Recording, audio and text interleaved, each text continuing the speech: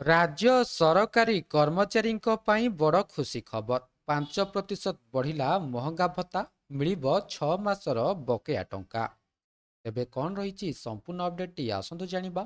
ତା ପୂର୍ବରୁ ଚ୍ୟାନେଲରେ ନୂଆ ଥିଲେ ଚ୍ୟାନେଲଟିକୁ ସବସ୍କ୍ରାଇବ୍ କରି ରଖନ୍ତୁ ଏମିତି ଗୁରୁତ୍ୱପୂର୍ଣ୍ଣ ଅପଡେଟ୍ ସବୁଠୁ ପ୍ରଥମେ ପାଇବା ପାଇଁ। ରାଜ୍ୟ ସରକାରୀ କର୍ମଚାରୀଙ୍କ ପାଇଁ ବଡ଼ ଖୁସି ଖବର। ମହଙ୍ଗା ମାଡ଼ ଭିତରେ ସରକାର କର୍ମଚାରୀଙ୍କୁ ଦେଇଛନ୍ତି ବଡ଼ ଆଶ୍ୱସ୍ତି।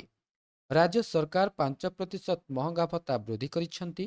ଏହି ବୃଦ୍ଧି ଫଳରେ ସରକାରୀ କର୍ମଚାରୀଙ୍କ ଡିଏ 257%ରୁ ବଢ଼ି 262%ରେ ପହଞ୍ଚିଛି। ସବୁଠାରୁ ବଡ଼ କଥା ହେଉଛି ଏହି ବୃଦ୍ଧି ପିଛିଲା ଭାବେ ଚଳିତ ବର୍ଷ ଜାନୁଆରୀ 1 ତାରିଖରୁ ଲାଗୁ ହେବ। ଫଳରେ କର୍ମଚାରୀମାନେ ବର୍ତ୍ତମାନର ବଢ଼ିଥିବା ଭତ୍ତା ସହିତ ବକେୟା ରାଶି ମଧ୍ୟ ପାଇପାରିବେ।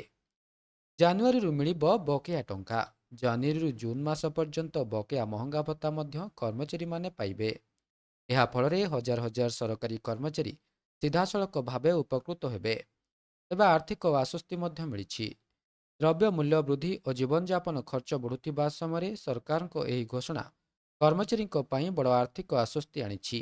ବଢ଼ିଥିବା ଭତ୍ତା ସହ ବକେୟା ରାଶି ମିଳିବା ନେଇ ସରକାରୀ କର୍ମଚାରୀଙ୍କ ମଧ୍ୟରେ ଖୁସିର ମାହୋଲ ଦେଖାଦେଇଛି ବୋଲି ଖବର ମିଳିଛି। ଏବେ ଏହା ଥିଲା ସମ୍ପୂର୍ଣ୍ଣ ଅପଡେଟ୍ଟି। ଭିଡ଼ିଓଟି ଭଲ ଲାଗିଥିଲେ ଭିଡ଼ିଓଟିକୁ ଲାଇକ୍ କରନ୍ତୁ, ସେୟାର କରନ୍ତୁ ଏବଂ ଚ୍ୟାନେଲଟିକୁ ସବସ୍କ୍ରାଇବ୍ କରିବା ପାଇଁ ଭୁଲନ୍ତୁ ନାହିଁ।